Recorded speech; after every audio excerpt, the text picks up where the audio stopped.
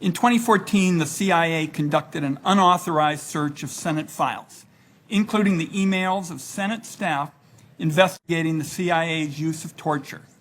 The CIA Inspector General later stated that the search involved improper agency access to Senate files, and a review board that you appointed concluded that the search resulted in inappropriate access to the committee's work product. Would you agree that the CIA's 2014 search of Senate files was improper? This is the annual threat assessment, is it not? Yes. I think, Senator, as you well know, there were very unique circumstances associated with this whole affair. These were CIA computers at a CIA leased facility. It was a CIA network that was shared between Senate staffers conducting that investigation for your report, as well as CIA personnel. When it became quite obvious to CIA personnel that Senate staffers had unauthorized access to an internal draft document of CIA, there was an obligation on the part of CIA officers who had responsibility for the security of that network to investigate, to see what might have been the reason for that access that the Senate staffers had to that document. They conducted that investigation.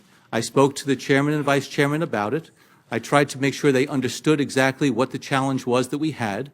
We conducted that investigation. I then subsequently referred the matter to the IG when the Senate leadership was concerned about the actions of CIA officers. I also subsequently convened an accountability board.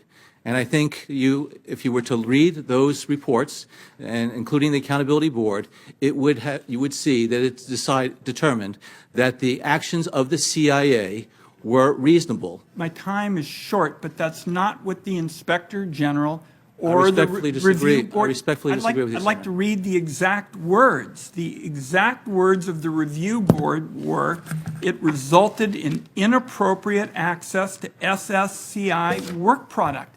And your Inspector General reached the same conclusion. And so the question here is when you're talking about spying on a committee responsible for overseeing your agency, in my view, that undermines the very checks and balances that protect our democracy, and it's unacceptable in a free society, and your compatriots in all of the sister agencies agreed with that. Now, you disagree? Yes, I think you mischaracterized both their comments as well as what's in those reports. And I apologize to the chairman and the vice chairman about the de minimis access and inappropriate access that CIA officers made to 5 emails or so of Senate staffers during that investigation. And I apologize to them for that very specific, inappropriate action that was taken as part of a very reasonable investigative action. But do not say that we spied on Senate computers or your files. We did not do that. We were fulfilling our responsibilities. I read the exact words of the Inspector General and the exact words of the review board. You appointed the review board. They said nobody ought to be punished, but they said there was improper access. And my point is, in our system of government, we have responsibilities to do vigorous oversight. And we can't do vigorous oversight if there are improper procedures used to access our files. My time is up, Mr. Chairman. And, Senator, I would say, do you not agree that there was improper access that Senate staffers had to CIA internal deliberative documents? Was that not inappropriate, unauthorized? I can tell you, having talked at length to our staff, everything that we determined they did was appropriate. Yes, and I'm still awaiting the review that was done by the Senate to take a look at what the staffers' actions were.